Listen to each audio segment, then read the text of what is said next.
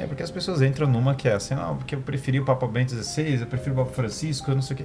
É que tudo, ele falou tal coisa sobre ecologia, é que tudo isso é muito pequeno perto do convite à eternidade, que é o seguinte, olha, e acho que o falecimento do Papa é um convite a todas as pessoas a se aproximarem da fé, porque realmente isso que o Vilela comentou aqui é impressionante. O que está acontecendo no Brasil, o renascimento católico do Brasil é uma coisa... Sim. Já vai bater 1 trilhão de pessoas. Eu não sei nem quanto vai ter mais pessoas assistindo o terço do Frei Gilson do que pessoas no Brasil. Eu não sei nem como, né? Eu estava conversando com uma protestante, uma moça que era protestante. Muitas personalidades ateias, né? Estão se convertendo ao catolicismo no mundo. Eu estava conversando com uma moça que é protestante, ela falou para mim, não, eu rezo o terço do Frei Gilson toda madrugada. Tem uma grande devoção a Nossa Senhora. Outra pessoa que era ateia falou, não, eu estou acordando para rezar o terço do Frei Gilson. Quer dizer, as pessoas estão se aproximando da igreja muito forte, porque o mundo moderno está sedento disso. As pessoas foram ensinadas que a vida não tem sentido, que ela não tem propósito, e o carro já bateu na parede. As pessoas estão vendo, olha, não deu, essa vida secular, hedonista, materialista, ela tem um limite, ela chega a um ponto ali que ela não preenche mais. Então as pessoas estão voltando para a igreja. Então esse falecimento do Papa Francisco é muito melhor do que eu preferia Bento XVI, eu preferia Francisco, eu preferia não sei o que, eu gosto desse Papa, eu não gosto desse Papa, né? Porque como o pessoal tá brincando, todo mundo agora virou especialista, né? Nossa Senhora. No papado, né? Mas muito mais importante agora é o seguinte, olha, a missão do Papa então é nos aproximar da verdade eterna. Então o que é toda a tradição dos papas, né? Que a tradição da igreja é o corpo místico de Jesus Cristo na história. Então, e o que essa tradição nos convida? Ao batismo. Então, as pessoas que não foram batizadas é um ótimo momento, que agora a gente está discutindo a igreja, as coisas estão em evidência, elas estão vendo esse momento que é, de fato, a devoção das pessoas ao Santo Padre, se batizar, passar pelo batismo, que é o Cristo fala, né? Quem quiser entrar no reino dos céus que vai ter que nascer de novo. E aí até o Nicodemos, né, fala assim, mas como assim, né? Eu vou entrar na minha mãe e vou nascer de novo? Ele fala, não, é com a água, né? Então tá falando, claro, do batismo, que é a entrada na igreja, depois, claro, o sacramento da confissão, que o Cristo fala para os apóstolos, os pecados que vocês perdoarem serão perdoados, que vocês não perdoarem serão retidos. E depois no Evangelho de São João fala, né, quem não comer do meu corpo não terá a vida eterna. E aí nós, claro, lembramos da Eucaristia, de participar da missa, de voltar realmente a receber o corpo e o sangue de Cristo, porque no fundo o Santo Padre, ele como um sacerdote, como um bispo, ele aproxima as pessoas dos sacramentos, ele celebra a missa, confessa as pessoas. Era uma das coisas marcantes, papado do Papa Francisco, é ficar lá no confessionário, ouvindo as confissões. Então acho que muito mais relevante para as pessoas do que é evidente, a ecologia, não sei o que novamente aí já vem o New York Times da vida e fala, analise agora a pauta progressista, não sei o que e tal, e aí vai para um outro caminho, que é o seguinte, olha, antes de tudo o confessionário, as pessoas ajoelharem e confessarem. Uma vez eu fui dar uma palestra para as pessoas da igreja, falando sobre a doutrina social da igreja. A doutrina social da igreja, para mim, o primeiro ponto é as pessoas confessarem, porque se as pessoas não estão em estado de graça, como é que a gente vai discutir melhorar os problemas sociais se as pessoas estiverem perdidas? Não adianta querer resolver, e é fundamental querer resolver problemas sociais e querer resolver várias coisas, mas se as pessoas não encontram um caminho de salvação, a crise da alma das pessoas leva à perdição do mundo.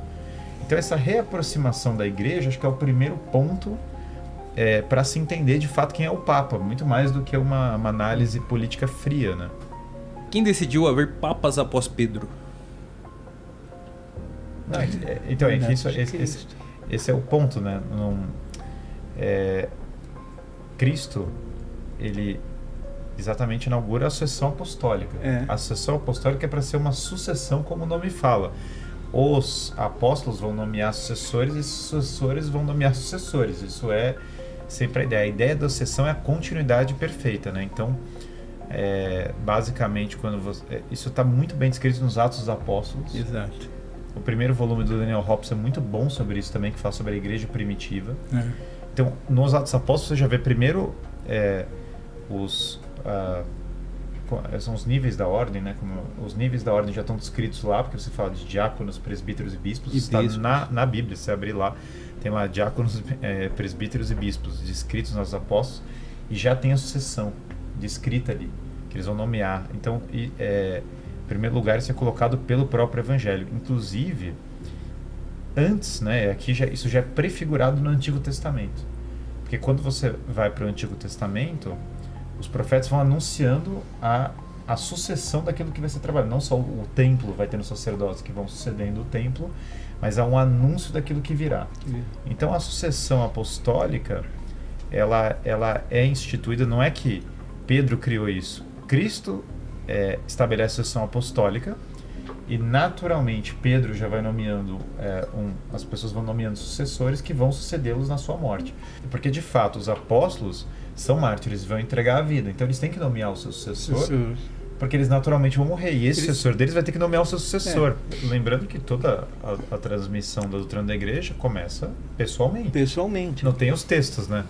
Qual é o evangelho no qual se baseia? Mas como assim evangelho? Está lá o Cristo. Está o próprio Cristo. E aí você vai tendo... Você tem a geração chamada apostólica, que é a geração dos apóstolos, e depois você tem a geração dos padres apostólicos. Os padres apostólicos são os padres que conviveram com os apóstolos. Então, entenda que até a geração dos padres apostólicos, o texto escrito, ele tem uma importância, ainda que não é necessariamente a central, não é a única, a única nunca vai ser, mas ele é muito grande, porque é o seguinte, olha, de onde você aprendeu isso? Eu aprendi isso com São Pedro. Eu convivi com São Pedro. São João me ensinou isso. Então, nessa geração dos padres apostólicos, o contato com os apóstolos é decisivo. A gente está falando da época de São Policarpo, da época da própria Didaquê, é a geração, inclusive, de São Clemente, é um dos padres apostólicos, ele aprendeu a fé com os apóstolos. E aí, depois que morrem os padres apostólicos, agora o testemunho escrito é muito importante, porque você já não tem mais como tirar a dúvida do que o Cristo estava ensinando com alguém que estava lá, que era uma coisa que até essa geração se conseguia. São Marcos, né, era jovem nos acontecimentos ali, que é um dos evangelistas, né? Então imagina, você podia ter um São Marcos mais velho lá no Egito, você ia lá e falava com ele, tirava dúvida. Poxa, como é que foi que aconteceu? Você conversava com o próprio. Mas agora não. Então tem que estar escrito. E aí São Marcos lindamente vai escrever, inspirado pelo Espírito Santo. São João lindamente vai escrever. E agora você tem o texto escrito, inclusive para ficar claro. Mas olha que coisa curiosa. Tem o texto escrito, e as Sagradas Escrituras são realmente a palavra de Deus. Mas tem um problema da interpretação. Porque pensa, a partir de agora, como eu interpreto o que está escrito? E aí entra um papel muito grande da tradição, do que foi passado de pessoa para pessoa. Fala, olha, a leitura correta disso é essa. Qual é a fonte disso? Onde está escrito? Está escrito que eu recebi isso de São Clemente, que por sua vez tinha recebido isso de São Pedro. Então, os padres da igreja são estudiosos, muitos deles, alguns eram filósofos, outras pessoas que conheciam a filosofia grega se converteram e tal. Mas eles são pessoas que eles bebem dos dois. Eles bebem das Sagradas Escrituras e da transmissão dos apóstolos. Se alguém me falasse assim, você aprendeu isso com o quê? Eu falava, eu ouvi o Papa João Paulo II me falando. É uma fonte importante. E aí o Papa João Paulo II está seguindo o quê? A mesma tradição que está nas Sagradas Escrituras. Então tem uma combinação, tem uma união das duas coisas. Queria fazer uma linha do tempo a partir do falecimento de um Papa. Tem o falecimento do Papa. A partir daí o que acontece? Precisa haver a constatação do falecimento do Papa, que é feito de uma forma ritual, né, de que o Carmelengo vai até o Papa, onde ele, em geral, Carmelengo... isso acontece na própria... É o responsável, esse que fica responsável durante a sede vacante. E ele chama... por 3 vezes ele chama o Papa pelo seu nome de batismo, entendeu? E não respondendo, ele declara oficialmente o Papa falecido e a sede vacante. Feito isso, o corpo, uma vez que o corpo é retirado dos aposentos do Papa, ele é selado. O quarto é selado para que ninguém entre, que ninguém pegue nada. Caso, foi chamado de...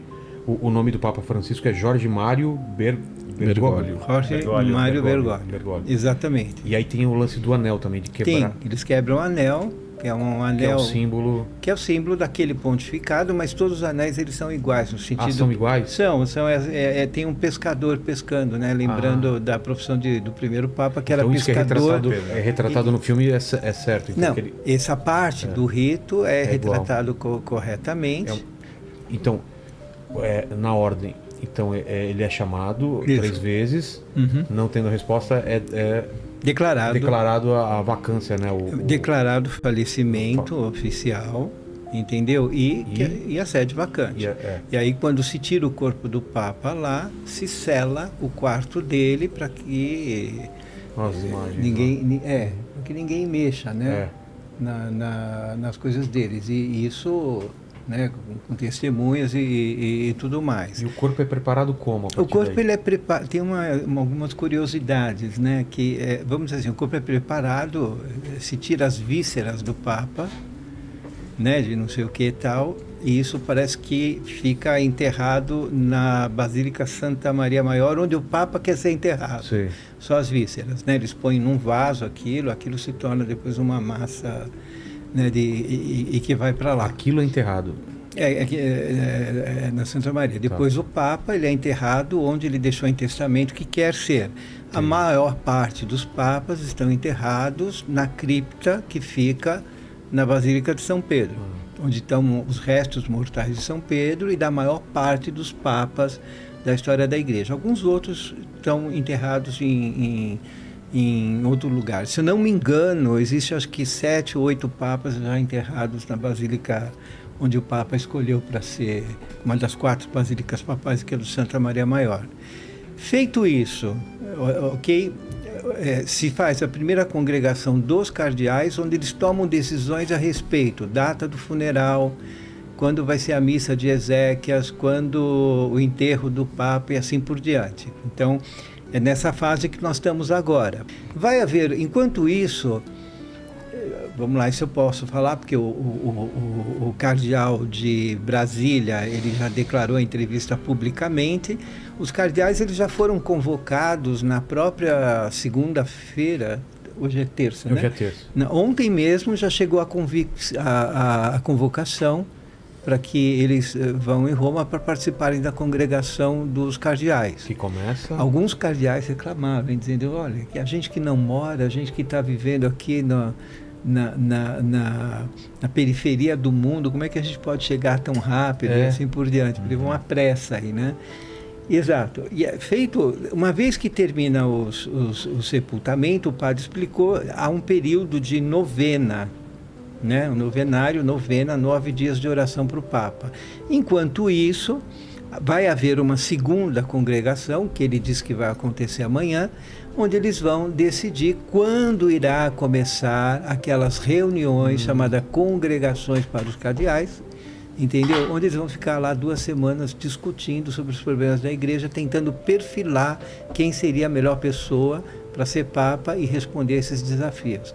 Feito isso, existe uma missa pró-elegendo o pontífice, ou seja, a favor, né, onde se pede o Espírito Santo, e depois disso, no dia que começa o conclave, definido por essa segunda congregação, eles saem da Basílica de São Pedro, eles saem da Santa Marta em procissão, é a coisa mais linda que tem. É bonito. Cantando o Veni Creator e se dirigindo à Capela Sistina. E aí começa o conclave propriamente dito, que é aquele período onde eles vão eleger o novo Papa com 2 escrutínios de manhã, 2 escrutínios da tarde. Escrutínio é a votação? É a votação. Então são 4 votações por dia. Se chegar no 3º dia, ou seja, após 12 escrutínios, o Papa não for eleito, pausa de 24 horas para rezar. Mas existem candidatos ou cada um pode votar em quem quiser? Todos podem votar. Todos os 200 todos são candidatos. Então, na teoria, no começo começam muitos votos para muitos cardeais, e depois vai reduzindo cada vez mais. Então, qualquer coisa que eu fale sobre isso... Não, no filme acontece isso, né? Não, mas é que é assim, é especulativo. Não tem... Teoricamente, todos entram papas. Teoricamente, todos... Eles não são só candidatos. É isso. Os cardeais podem votar em outras pessoas que não estão. Que não estão ali, isso é. Então, na verdade, Exatamente. teoricamente, todo mundo é candidato na... é isso. Né, assim, agora, também a gente não... Veja, eles estão sob sigilo, entendeu? Então, de vez em quando sai um outro livro dizendo o que aconteceu, mas a gente não tem um carimbo de verdade lá, entendeu? Porque... Os vaticanistas, né? Que vão ali e trazem algumas coisas, ninguém como sabe. É que você sabe, né? E assim por diante. Então, pode acontecer que apareçam muitos nomes no começo e vai afunilando em direção a um só. Parece que essa pode tendência, acontecer né? que imediatamente já desponta um... Os últimos conclaves aconteceram muito rapidamente. O Papa Bento XVI foi eleito no quarto escrutínio. Então significa que já entraram lá. Quarto escrutínio, então no caso primeiro dia. Ele foi no segundo dia. Segundo porque dia. No primeiro dia, na parte da manhã, às vezes acontece só um escrutínio. Então foi no segundo dia. Exato. Então aconteceu 3 escrutínios no primeiro dia, ele foi eleito no quarto e foi de manhã, eu me lembro. E o Francisco? O Papa Francisco foi no quinto dia. Foi no quinto dia? Segundo dia. Segundo dia? Segundo dia, acho que no quinto escrutínio. O que demorou um pouquinho mais foi o Wojtyła, na verdade. Né, Papa João Paulo II. Exato, começaram com... Dizem, agora, de novo, são crônicas... crônicas vaticanistas. Vaticanistas e legais, entendeu? Né? De não sei o que e tal. Então, eu não sei o quanto disso está em verdade, mas, né, num livro que eu li lá que dizia um pouco alguma coisa, diz que começou com o nome de 2 cardeais muito fortes, não sei o que e tal, e aí foi colocado o nome do Wojtyła, que foi crescendo. Isso aparece num dos filmes, uma das produções da RAI sobre a vida do Wojtyła, que foi desse jeito. Então, eu não sei se o Wojtyła contou para algum amigo isso, não sei o que e tal. Claro que como Papa ele não pode se autoexcomungar. Entendeu o que é a figura do cardeal, né, na hierarquia da igreja? Como que a gente tem a hierarquia até chegar ao Papa? Não, o cardeal, ele, vamos dizer assim, a hierarquia da igreja é uma coisa que é um pouco difícil dos leigos entender. Exato. Por quê? Porque a hierarquia da igreja ela é organizada a partir do sacramento da ordem, na verdade. Então você tem o sacramento da ordem dado em três níveis diferentes, 3 graus diferentes. O diácono, o diaconato, o presbiterato, o presbítero, que é o que eu tenho, e a plenitude desse sacramento, que é o episcopado, que são os sucessores diretos dos apóstolos, ok? Então, a Igreja Universal, como é que ela se organiza? Né? Então, ela é universal porque está presente em todos os países. Nesse sentido, ela é católica, né? Universal, mas é católica também no sentido de que todo mundo é convidado à santidade de vida e a participar dela, né? Porque a mensagem dela serve, como ensinava João Paulo II, né, que a mensagem de Nosso Senhor Jesus Cristo se dirige a toda a humanidade, né, serve para todas as pessoas. Mas essa igreja universal, ela chega até mim através do que a gente chama de uma igreja particular, que é a diocese. O que é uma diocese? É uma porção do povo de Deus que vive num limite geográfico a quem é confiado o pastoreio daquela igreja a um bispo, então um papa nomeia um bispo para aquela diocese, e o bispo governa, por assim dizer, não sei se a palavra governo é a melhor a ser utilizada, mas lidera, pastoreia aquela porção do povo de Deus, né, assistido pelos seus presbíteros e pelos seus diáconos e também pelos batizados, todos membros da igreja. Então, quando a gente fala de hierarquia, então a gente está falando, né, dos padres, né, dos bispos, dos diáconos e assim por diante. Pois bem, quando nós falamos quando a gente fala de bispo, é alguém que tem a plenitude do sacramento da ordem e que é titular ou ajuda um bispo titular, ainda sendo bispo, em uma determinada região. E nenhuma diocese é subordinada à outra, todas elas respondem diretamente ao Papa, ok? Isso. Agora, o cardeal, o que é o cardeal? Então, o cardeal é uma espécie de, mal comparando, não quero fazer comparações políticas, mas é um conselho do Papa, ok? cuja a missão tem a ver com o governo universal da Igreja. Então, por exemplo, Dom Odilo é arcebispo de São Paulo. Enquanto arcebispo de São Paulo, ele é o pastor da Arquidiocese de São Paulo. Certo. Ok? E aí ele foi nomeado pelo Papa Bento XVI cardeal. Isso não tem a ver com a missão dele como bispo de São Paulo, mas tem a ver com assessorar ao Papa como conselheiro, por exemplo, ok? No governo da Igreja Universal. Existem cardeais que não são bispos, por exemplo. Existem cardeais que são teólogos, né? Poucos, mas esse título pode ser dado a qualquer cristão sem necessariamente ter o sacramento da ordem.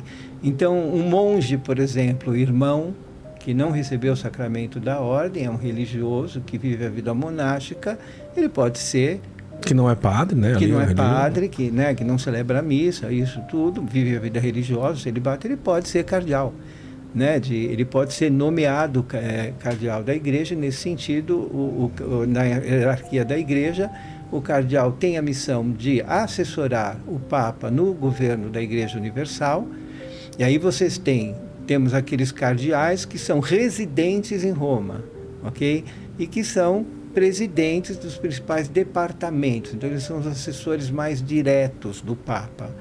E existem aqueles cardeais que são pastores de alguma diocese ou arquidiocese pelo mundo e que também ajudam, fazem parte de alguma das comissões do Vaticano, assessorando o Papa no governo da Igreja Universal. Entre, vamos dizer assim, as prerrogativas ou missão do colégio, do grupo de cardeais, está a eleição do próximo Papa ou a eleição dos Papas. E não pode acima de 80. Não pode, acima de 80 não pode ser eleitor, ok? Eles podem participar o padre no início falou sobre as congregações gerais, né, que antecedem o conclave, onde é o período... Eles podem participar da congregação geral. Eles podem participar da congregação Eles não têm direito geral. de voto. Eles não têm direito ao voto. Eles não têm direito ao voto, mas eles têm peso. Por quê? Porque eles podem se pronunciar. Eles podem, né, se pronunciar nessas congregações onde estão sendo discutidos os principais desafios que a igreja deve enfrentar nesse momento ou deve responder.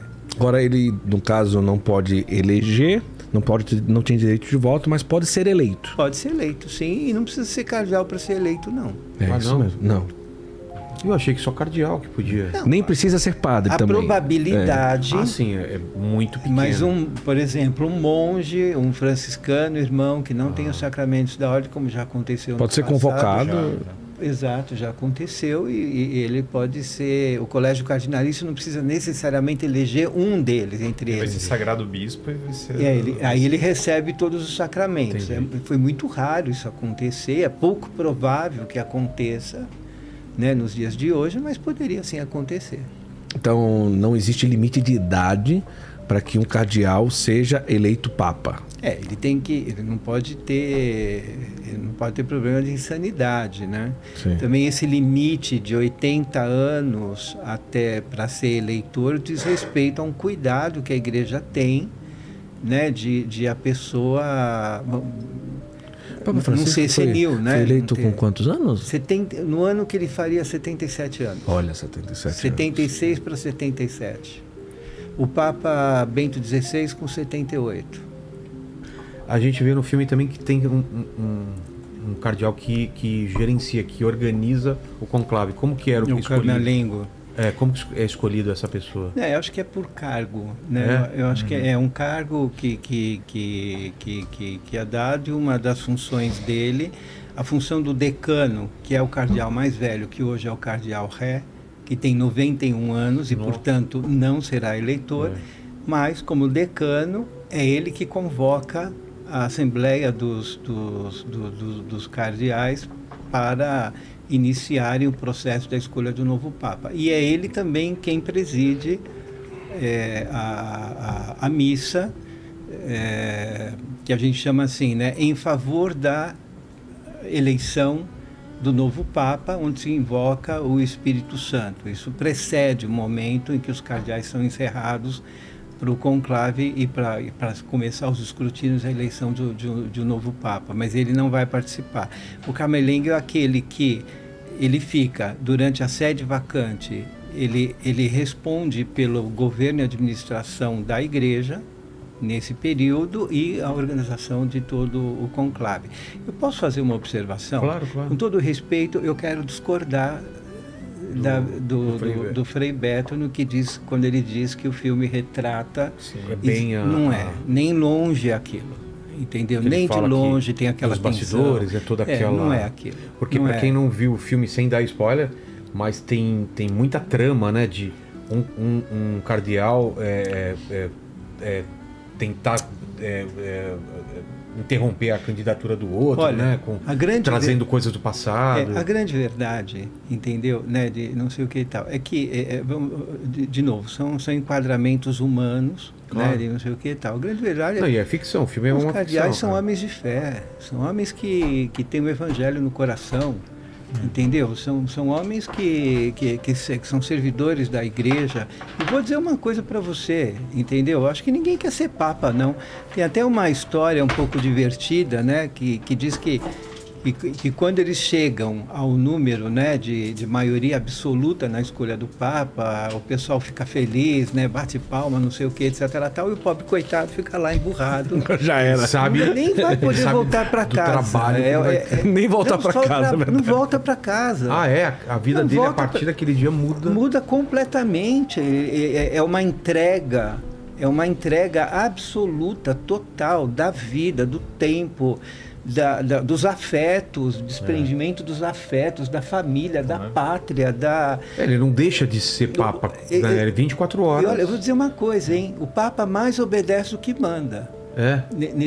Como serviço, né? De agenda, né? Uma vida de serviço, tem que cumprir a agenda, tem que não sei o quê. Mas o que mais, padre, você acha que não retrata lá? Eu acho que primeiro não retrata não é essa coisa tensa, essa disputa pelo poder que o filme exagera. Como eleição qualquer, uma outra eleição. Como se fosse uma eleição qualquer de um bando de pessoas, né, que buscam o poder pelo poder. Que buscam o poder pelo poder, ou mesmo, né, existem divergências de visão do que a igreja deve fazer.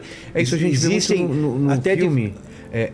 Eles discutindo e fazendo acordos, vamos para esse cara, se for Papa, ele tem uma visão mais progressista, esse é contra não sei o quê. O pessoal tentando convencer os outros. Então, é que ser progressista, ser conservador, são perspectivas ideológicas que não se aplicam também. Né, de novo, né, aquela coisa de você colocar numa caixinha porque o tema ecologia, isso é progressista, porque o tema... Não, entendeu? Ou seja, mas no filme tem isso, né? O filme aparece isso, aparece de uma forma muito exagerada, essas divisões que existem na igreja. Existem cardeais com pontos de vista diferentes, existem cardeais até sob ponto de vista doutrinal, que tem uma outra ideia, não sei o quê, mas a missão do Papa é manter a unidade de todo mundo. Se esse cara for eleito, se ele se transformar no Papa, todo o trabalho do antigo Papa vai por água abaixo, ele vai mudar totalmente. Mas isso é que... eu acho que ninguém em São Juiz quer ser Papa. Desculpa. Muitos deles falam, eu não quero. É uma pessoa que vamos dizer assim, é uma coisa que a pessoa aceita por vocação, por um chamado de Cristo. Né? Como digo, o conclave,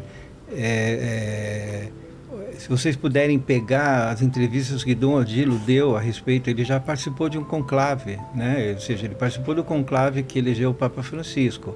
Claro, ele não dá nenhum detalhe de quem ele votou, em quem votou, nem, né, nada disso, não sei o que e tal, mas ele fala do clima. Entendeu? Ou seja, é uma coisa... O que ele fala? Que é um clima de oração. Que é um clima de busca de discernimento. Não é o que a gente vê no filme. Né? O conclave, ele começa com uma missa, entendeu? Vamos dizer assim, existe um rito, as votações, os escrutínios são precedidos por meditações que são dadas por oração, né, da liturgia, pela própria Santa Missa, tudo isso acontecendo lá no Santa Marta, e invocação do Espírito Santo para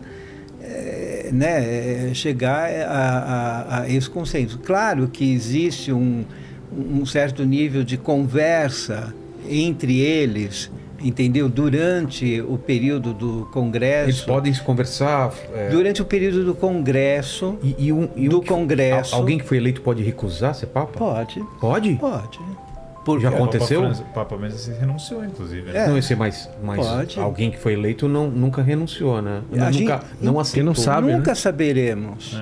Ah, Por quê? porque vai ser feita uma nova votação, né? Não, vai ser feita uma nova votação e tudo aquilo está em sigilo. A pena pelo cardeal, para o cardeal que quebrar o sigilo é descomunhão. Entendi. Automática. Então pode ter acontecido já, a gente nem A sabe. gente nem sabe, entendeu? Por quê? Porque quando a eleição, quando chega nessa maioria absoluta, que o Frei foi de 2/3 mais 1, entendeu? Acontece que é perguntado à pessoa se ela aceita, entendeu? E se aceita, se dizer sim, qual o nome quer ser chamado. Aí eles vão para o que a gente chama de sala, tem as piadinhas, né? Sala das lágrimas. É sério? É isso mesmo. Eu não sei se é verdade, mas são aquelas... Sei. Né? É conhecido como, né? O Papa é levado a uma sala particular, onde ele é vestido com a batina, né, não sei o que eles chamam disso que é chave de lágrima, porque a pessoa começa a chorar, e agora? O que vai ser, meu Deus? Né, não sei o que, me ajuda e assim por diante. Mas não sei se isso é verdade, vamos dizer assim, né? Uma das piadinhas que bem humoradas que padre, tem lá. Eu queria colocar, a gente podia... Você tem imagem das pessoas cotadas para dos cardeais? A gente comentar cada um. Aí tem as fotos, vocês querem comentar a respeito de alguém? Pelas fotos, Padre Michelini, o senhor consegue identificar tudo? Que eu não conheço a carinha de todos, né, para dizer a verdade, mas eu estou vendo aí o Patriarca de Jerusalém. Qual que é? Que é o primeiro, segundo, terceiro, quarto, quinto, o segundo da esquerda para a direita. Coloca o mousinho lá, por favor. Ele é italiano e eu só sou ruim de nome. Eu vou pegar minha colinha aqui. É Pier Battista Pizzaballa. Ele tem 60 anos, é o Patriarca de Jerusalém, que está aí. É o de Cavanhaque? Isso daí. Tá. Ele tem 59 anos, na verdade, né, de tal. Acho que aquele primeiro que está lá é o atual secretário de Estado. O primeiro do outro lado, né? O primeiro do outro lado o Parolin? O Parolin, que é cotado. O terceiro é o filipino, o cardeal Tagle. Pois que mais? Aquele de branco lá, eu acho que é o cardeal de Sri Lanka. É o cardeal Ranjif. É o Ranjif de Sri Lanka que está aí. Esse ao lado do filipino eu acho que é o francês, é o Avellini, cardeal Jean Avellini. Você conhece algum, Guilherme? Aí? O último da parte superior do lado direito é o cardeal húngaro, né? É o Peter Erdő, né? Exatamente. Ele participou do outro conclave e as fofocas dizem que ele era um dos nomes que foi Fortes. que apareceu, né, como eleito. E da África eu acho que é o cardeal Turkson que está lá, não é o, mas está sendo cotado também o próprio cardeal Sará. Sim. Roberto Sará está sendo cotado também. Sim. Ele tem uma base de apoio. Ele participou do outro conclave? Claro. Participou do outro conclave, sim. Ele vai participar desse, assim, acho que ele faria aniversário em junho ou julho, né? No mês 6. Então ele está participando no último minuto. É porque a regra é que um mês antes do Não, a regra é 80 anos completo. 80 anos completo. 80 anos completo. Eu acho que aqui, da segunda à direita, eu acho que é um cardeal americano. Tá.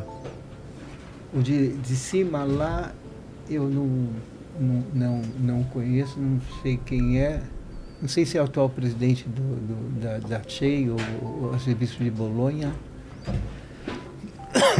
Tinha uma outra imagem, tinha colocado uma outra também. Que era... A nacionalidade do Papa influencia muito? Não necessariamente. Não. Aí aparece o Cardeal Sará. Lá é o Cardeal Sará. Cardeal Sará e o Tuxo aquele de cima. O outro africano, eu não sei quem é. Que apareceu na primeira primeiro, foto. que é o Cardeal Zup, né? Aquele- Primeiro. Do outro lado? Não, do Não, lado desse superior. aqui, Esse, isso. o Cardeal Zup. Zup, de Santo Egídio, da Bolonha. E Embaixo dele é o Cardeal Burke. é o Embaixo Burke. do Cardeal... Ao lado do Sará. O Cardeal Burke. Ao lado do Sará está o Cardeal Burke. Vocês Sim, têm já- Uma aposta. uma aposta ou uma preferência? A preferência a gente tem, mas eu não vou falar. Mas É bom, preferência eu tenho, mas eu acho que eu sou mais apto a falar. Eu acho que é um nome muito bem quisto por muitas pessoas. Se o Cardeal Sará fosse o Papa, eu entendo que assim, de todo o meu círculo de pessoas próximas, de tantos fiéis e tal, seria uma pessoa amada. Seria o primeiro Papa africano.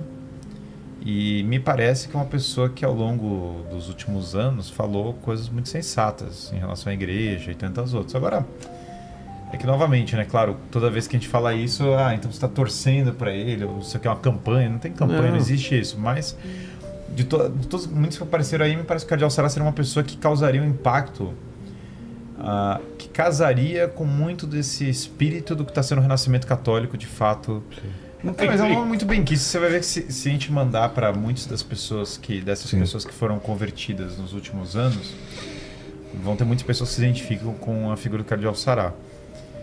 Isso não necessariamente vai se refletir, então, portanto, no mundo eclesiástico entre as outras pessoas, porque, por exemplo, o Papa Francisco é uma pessoa que eu desconhecia. Conhecia a única notícia que eu tinha lido dele na minha vida.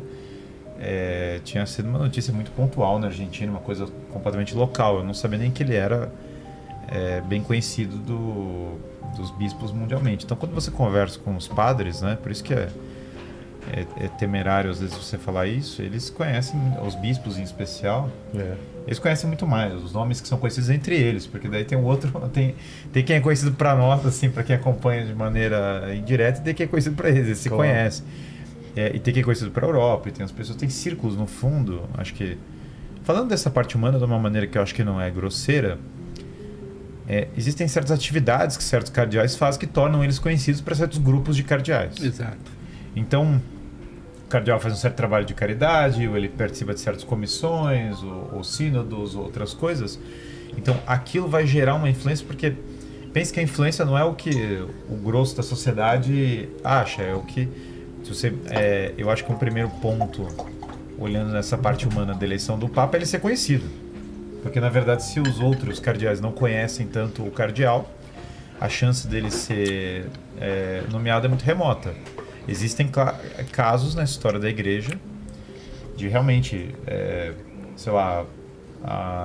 beneditinos até relativamente obscuros, com fama de santidade, mas nenhuma influência na igreja temporal, que foram nomeados, e casos até muito notórios de papas excepcionais. Salvo engano, Pio VII, né, que liderou a igreja durante a Revolução Francesa, era um beneditino. Então, assim, existem casos da pessoa totalmente isolada que é eleito, mas em geral, falando de uma maneira bem humana aqui, o cardeal preside certas comissões, participa de certos grupos, ele vai ser conhecido pelos outros. Isso aumenta a chance dele ser nomeado. Então, quando a pessoa vai prever, eu acho que mais do que olhar a internet, às vezes, ou não sei o que, você tem que entender, se você quiser fazer uma previsão, se for do interesse da pessoa querer tentar prever, vai ter que olhar mais os cardeais que são conhecidos dos outros cardeais. E eles citam, eles conhecem, eles têm uma visão melhor sobre isso. O que eu queria dizer nesse momento, né? Olha, rezem Eu ia falar a mesma coisa, Rezem já, né? Ou seja, ao Espírito Santo, né? Que nos dê um bom pastor como o Papa, cuja missão principal, como o Guilherme tão bem explorou aqui, é ser um centro de unidade da fé da Igreja, né? Um Papa que, como o próprio Papa Francisco dizia, né? Olha, que tem a cheiro das ovelhas, né? Ou seja, essa humanidade, contato, né? Exato. Rezar pelos cardeais, para que tenham o discernimento do Espírito Santo, né? De rezar pelo próximo Papa também, que nós não conhecemos, mas Deus já sabe quem é. Também por quê? Porque é um peso grande, é uma responsabilidade grande, né? E a gente sempre pode ajudar pela comunhão dos santos com a nossa oração.